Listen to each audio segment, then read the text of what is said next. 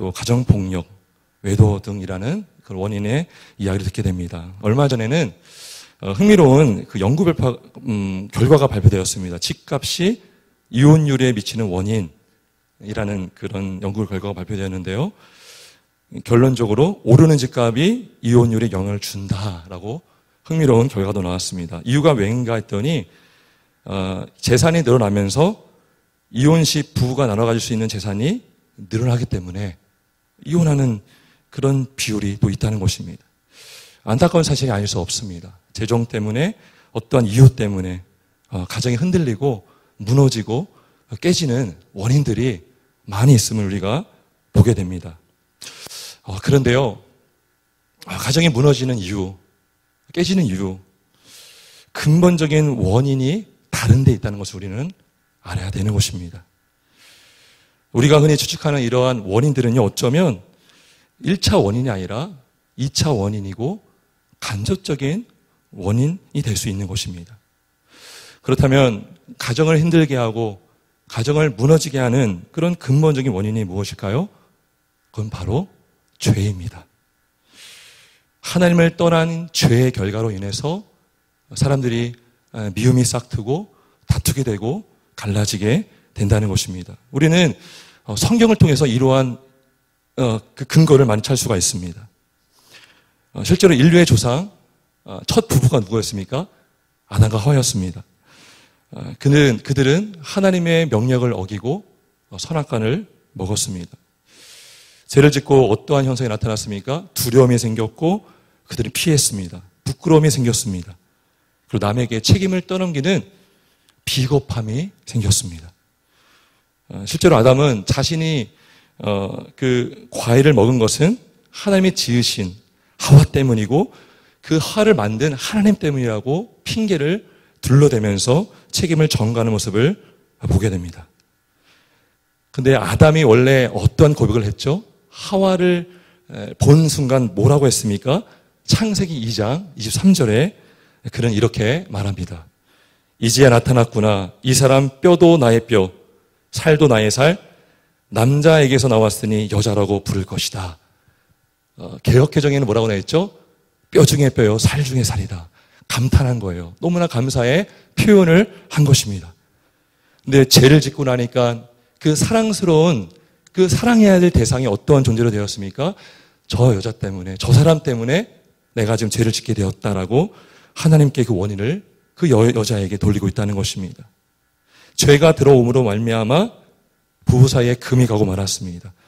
부부간의 신뢰도 무너져 버렸습니다. 사랑도 친밀감도 무너지고 말았습니다. 결국 이들은요, 에덴 동산에서 쫓겨납니다. 그리고 자녀를 낳죠. 아담과 가인과 아벨을 낳습니다. 그런데 문제가 무엇입니까? 또 형제 간에 금이 가는 걸 보게 됩니다. 결국 가인은 아벨을 죽이는 일을 범하게 됩니다. 부부도 갈라지고 형제도 갈라진 것입니다. 이렇게 깨지고 갈라진 원인이 무엇입니까? 그건 바로 하나님을 떠난 죄에 있다는 것입니다. 혹시 이러한 가정의 깨짐이 징조가 우리 가정에서도 보여지지 않습니까? 아니면 주변에 그런 조짐을 보이는 가정이 혹시 있습니까? 만약 지금 우리의 가정이 그렇다면 우리는 지금 어떠한 노력을 하고 있습니까? 또 다른 가정이 이러한 문제로 고통을 받고 있다면 우리는 믿는 자로서 어떠한 도움을 줄 수가 있습니까? 근데 감사한 것은 하나님의 말씀인 성경 안에 분명한 답이 있다는 것입니다. 성경은 무너지는 가정의 그 이유와 원인도 알려주지만 가정을 세우고 어떻게 해야 되는지 분명한 해답 역시 성경은 우리에게 말씀해 주고 있습니다. 그 해답의 핵심은 무엇인가? 바로 우리를 구원하신 예수 그리스도인 줄 믿습니다. 그분 안에서만이 답이 있다고 성경은 말씀해 주고 있습니다. 예수님 안에서만이 무너진 가정, 깨어진 가정이 회복될 수 있는 줄 믿습니다. 우리 한번 에베소서 2장 22절 말씀을 우리 한번 한 목소리로 같이 읽어봅니다. 시작. 여러분도 함께 세워져서 하나님이 성령으로 거하실 처소가 됩니다. 아멘. 아멘. 오늘 제목이 설교 제목이 그렇습니다. 함께 세워져 갑니다. 무너져가는 가정, 그죠? 깨어지는 가정, 그런 가정이 어떻게 세워질 수 있는가, 함께 세워질 수 있는가? 그건 오직 그리스도 안에서인 줄 믿습니다. 여러분, 가정이 흔들린다고, 가정에 위기가 찾아왔다고 좀 더 좋은 집으로 이사 간다고 해결되는 것이 아닙니다. 자녀가 좋은 전수를 받아서 좋은 대학 가고 좋은 기업에 간다고 해서 그 근본적인 그 가정의 그 흔들리는 이유를 해결할 수가 없는 것입니다. 앞서도 그 연구 결과를 봤지만 오히려 늘어난 재산 때문에 이혼하게 되는 그러한 모습들을 우리가 보게 된다는 것입니다. 오직 예수 그리스도 안에서만이 우리 가정이 든든하게 세워지고 또 그 가정이 성령 하나님이 거하시는 처소요 성전이 되는 줄 믿습니다. 오늘 자녀 축복 통합 예배로 우리가 주님께 예배 드리고 있습니다. 가정 안에 믿음의 유산이 하늘로부터 부모를 통해 흘러가길 원합니다. 그래서 오늘 말씀을 통해서 우리가 정말 어떻게 하면 가정이 든든히 세워질 수 있는지 우리가 보기를 원합니다. 첫 번째, 여러분 가정이 정말 든든히 세워지려면 가장 먼저 처음에 중요한 것이 무엇일까요? 그것은 바로 기초입니다. 기초. 집을 질 때도 기초가 중요하죠. 어느 기초 위에 지어졌는가? 그럼 모래 위에 어떤 건물을 지었다면 그 건물이 온전하겠습니까? 그렇지 않다는 것입니다. 우리 든든한 가정, 정말 믿음의 건강한 가정을 이루기 위해서는 기초가 중요한데 그 기초가 무엇인지 우리 에베소 2장 20절을 한번 같이 한번 읽어봅니다. 시작.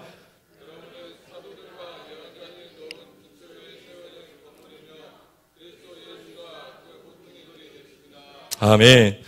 우리 믿음의 가정의 기초는 바로 사도들과 예언자들이 놓은 기초, 오직 바로 예수 그리스도가 되어야 하는 줄 믿습니다. 사도들과 선지자들이 끊임없이 전했던 것이 무엇입니까? 바로 우리의 메시아, 예수 그리스도 아닙니까? 그분이 또한 그 집의 모퉁이 돌이 된다는 것입니다. 여러분, 모퉁이 돌이 없는 가정은 온전해질 수가 없습니다. 굳게 세워질 수가 없습니다. 건물에 보면 그 각 모서리에 튼튼한 모퉁이 돌이 있어야지만 그 집이 온전해지는 것입니다. 여러분, 우리 가정이요, 믿음의 가정이 그 모퉁이 돌이 오직 예수님인 줄 믿습니다. 그 바탕 위에, 기초 위에 모퉁이 되신 주님 안에서 가정이 온전히 세워져야 하는 줄 믿습니다. 주님만이 아닌 주님 밖에 지어진 집이라면 여러분, 그 집은 굉장히 위험할 수 있고요, 또 무너지기 쉽고요, 깨어지기 쉽고요, 금이 갈 수밖에 없는 가정인 것입니다. 불안불안한 가정인 것입니다. 언제 넘어갈지 모르는 가정일 수밖에 없는 것입니다.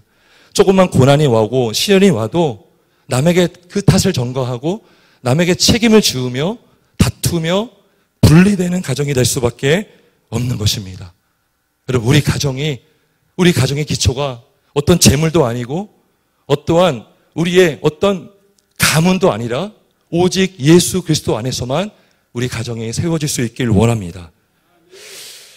두 번째는, 기초가 중요한 두 번째는 뭐냐면 연결이 중요합니다. 어떻게 연결되냐면 우리 22장 21절을 한번 같이 읽어봅니다. 21절 시작.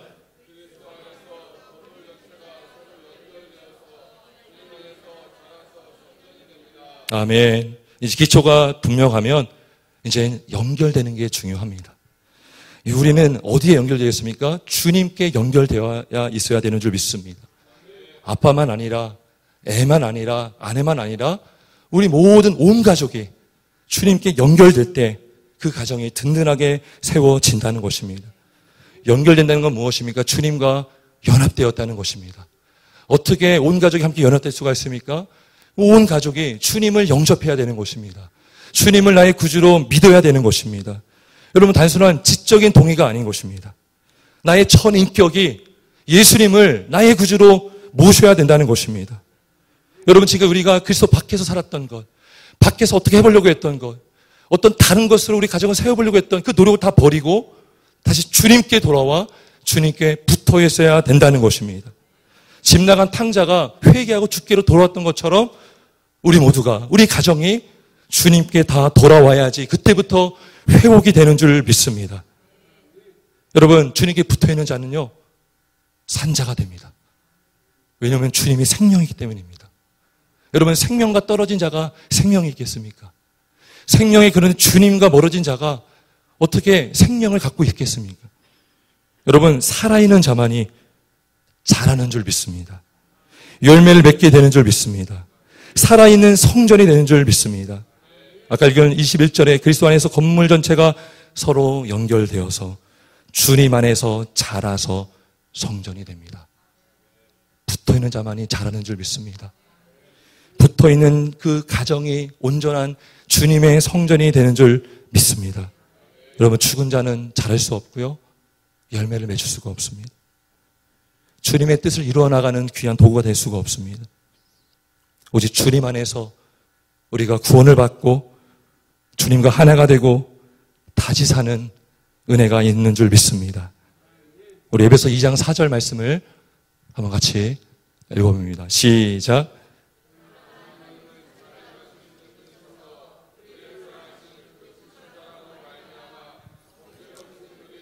그리스도와 함께 살려주셨습니다. 여러분은 은혜로 구원을 얻었습니다. 아멘. 원래 우리가 죄로 죽었던 자였습니다. 죽은 자가 모인 곳은 죽은 공동체입니다. 하지만 주님께 붙어있는 자, 연결되어 있는 자, 주님 위에 세워진 그 자는, 그 가정은 산 가정이고 주님의 영광을 올려드리는 귀한 가정이 되는 줄 믿습니다. 살아있는 가지, 왜냐하면 살아있는 나무에 붙어있기 때문에 그 가지에 열매가 맺게 되는 줄 믿습니다. 그럼 결과는 무엇입니까? 그러한 가정, 주님의 위에 지어진 가정, 주님 안에 지어진 가정, 주님과 붙어있는 가정은 어떠한 가정이 됩니까? 우리 다시 한번 22절 말씀, 우리 핵심 말씀입니다. 한번 읽어봅니다. 22절 시작. 그리스도 안에서 여러분도 함께 세워져서 하나님의 성령으로 거하실 저소가 됩니다.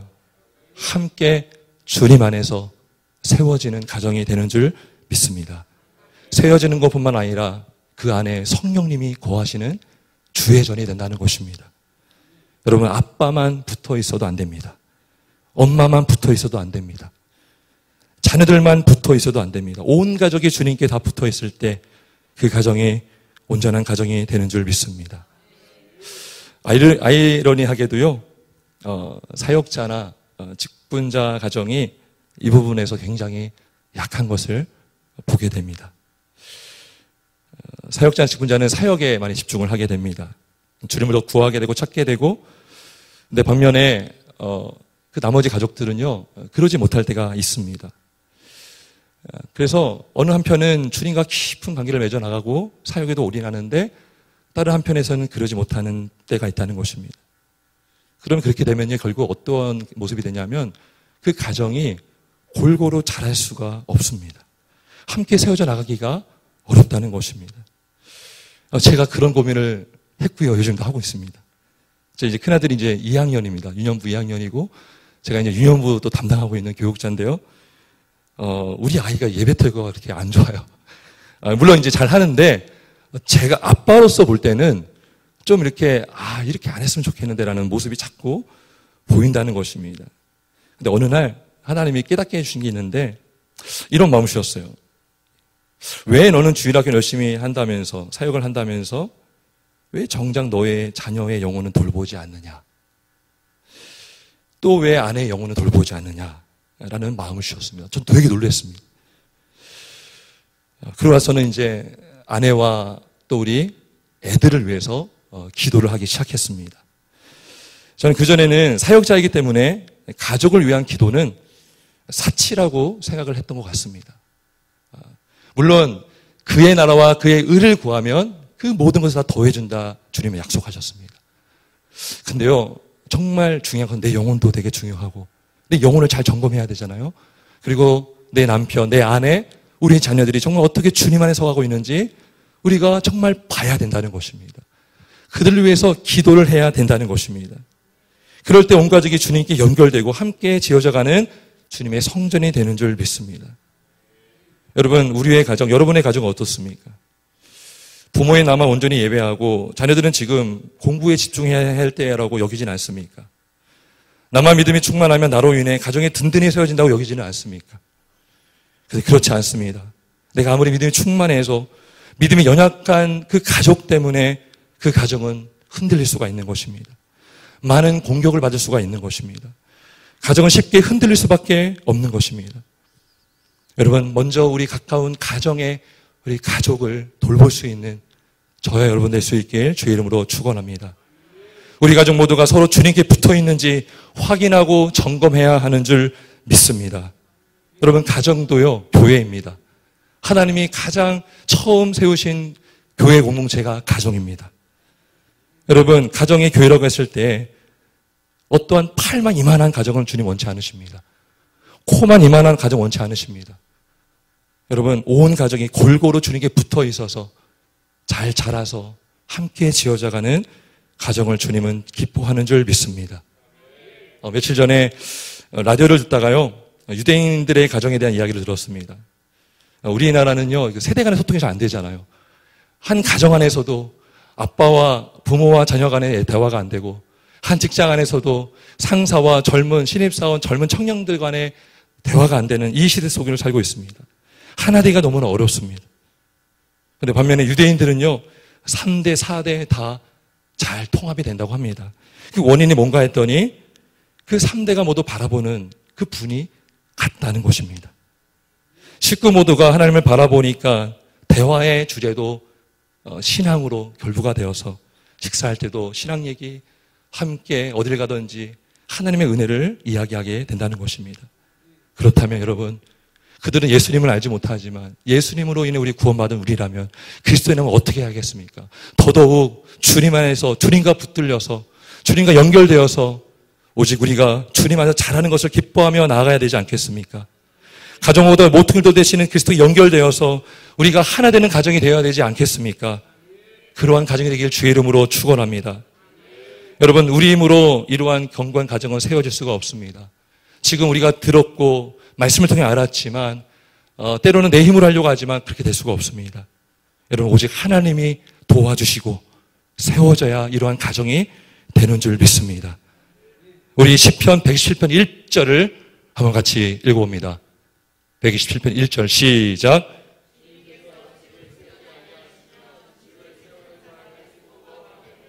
아멘. 우리가 기초도 중요하고 정말 주님과 연결된 너무 중요하고 다 알았습니다. 근데 결국 하나님이 도와주지 않으면 될 수가 없다는 것입니다. 여러분, 주님의 은혜가 필요하다는 것입니다. 그래서 우리는 정말 날마다 주님께 은혜를 구하며 기도하며 주님을 사모하는 우리 가정이 되어야 하는 줄 믿습니다. 나는 이제 알았으니까 이제 예배 잘 들으면 되겠지가 아니라 단순히 머리로만 아는 것이 아니라 하나님, 잘 안 됩니다. 주님이 우리 가정을 도와주옵소서. 우리 가정을 든든히 세워 주옵소서. 많이 실패했습니다. 내 힘으로 안 되는 걸 이제 알았습니다. 주님이 진정한 우리 가정의 가장인 줄 믿습니다. 기도하는 우리 가정이 되길 원합니다. 여러분, 왜 바벨탑이 실패했습니까? 왜 그 당시 얼마나 많은 기술들이 있었습니까? 그런데 온전하게 지어줄 수 없었습니다. 하나님을 떠나서 지으려 했기 때문인 것입니다. 내 머리로 내 노력으로 세워줄 수 있다고 믿었기 때문입니다.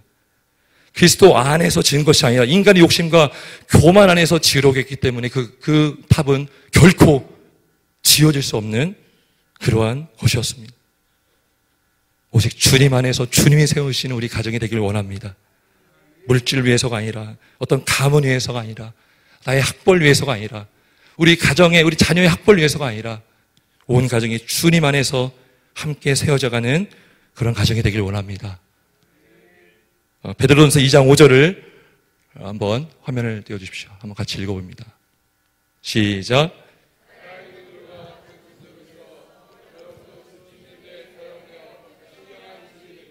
아멘. 우리 주님이 튼튼한 기초, 반석, 모퉁이 돌이십니다. 우리 또 그와 같은 존재라는 것입니다. 어떻게 될 때? 주님과 붙어 있을 때. 함께 그 집 짓는 데 사용되는 신령한 집이 된다는 것입니다. 베드로는 별명이 개바였습니다. 반석입니다. 내가 너 위에 교회를 세우겠다 하셨습니다. 우리가 주님과 붙어 있으면 우리는 이제 연약한 존재가 아닙니다. 그냥 그저 그런 인생이 아닌 것입니다. 주님과 함께 그 집에 지어지는 산돌, 살아있는 돌이 되는 줄 믿습니다. 말씀을 정리합니다. 오늘 제목이 무엇이죠? 함께 세워져 갑니다. 혼자 세워져 갑니다가 아닙니다. 믿음 좋은 어떤 아빠의 신앙으로 세워지는 가정이 아닌 것입니다. 함께 온 가족이. 근데 가정만 안 됩니다. 주님이 함께, 주님이 도와주시는 가정일 때 그 가정이 세워지는 줄 믿습니다. 여러분, 그래서요, 교회가 있는 것입니다. 교회에 도움이 필요한 것입니다. 주일학교마다 예배가 있고, 또 지금 한창 성경학교를 막 진행하고 있어요. 유치부 2년부 끝났고요. 앞으로 이제 초등부, 또 중고등부 수양회, 또 우리 여름 수양회도 있습니다. 그들을 보내서 그들이 믿음으로 잘 자라서 주님께 붙고, 본인은 또 수양회 가서 주님 만나서 주님께 붙으면 그 가정이 든든히 세워지는 가정이 되는 줄 믿습니다. 또 목장이 있습니다. 우리 혼자 할 수 없기 때문에 목장을 통해서 많은 가정이 회복되고 세워지는 것을 보게 됩니다.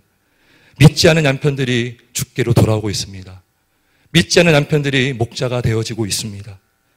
여러분, 목장 안에서도 자녀들이 하나님의 삶으로 든든히 세워져 가고 있습니다. 여러분, 결코 혼자 할 수 없습니다. 하나님의 도움이 필요하고, 교회의 도움이 필요하고, 우리 목장의 도움이 필요하고, 주일학교의 도움이 필요한 것입니다. 함께 도울 때, 함께 도움을 받을 때 그 교회가, 그 목장이, 내 개인이 주님 안에서 거룩하게, 든든하게 세워지는 줄 믿습니다. 어떻게 가정이 세워진다고요? 주님 위에서, 주님 안에서, 주님과 연결됨으로 함께 세워지는 저의 가정, 또 우리 성도분들 한 분 한 분의 가정 되길 주의 이름으로 축원합니다. 함께 기도하겠습니다.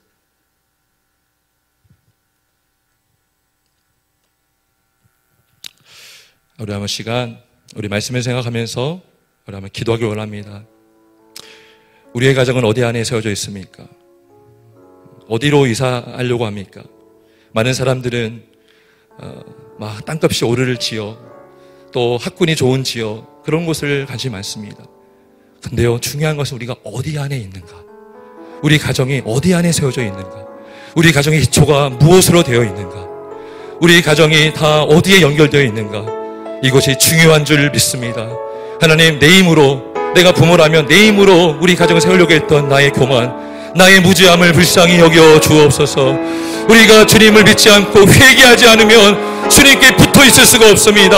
하나님, 우리 가정을 용서하여 주옵소서.